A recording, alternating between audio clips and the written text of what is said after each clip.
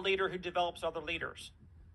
Now, the good news about this organization is that even if you are not great at developing other people, you're in the midst of trying to get yourself developed. Here's the good news. We have a system. So you're on here learning leadership.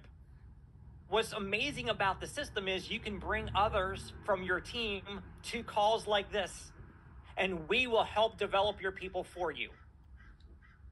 So a leader who develops other leaders, part of that in your early stages is you bring people to learn while you're learning.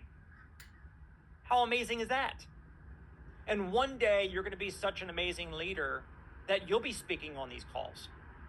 And you'll be having individual private conversations with your own team members, coaching them through life, being their rock in the river, helping them through their turbulence of their life or their business. You know, you'll be having a breakout session at a big event on Sunday morning with just your team members. You will be a leader who people are following and who is developing others to become like you. So those are the three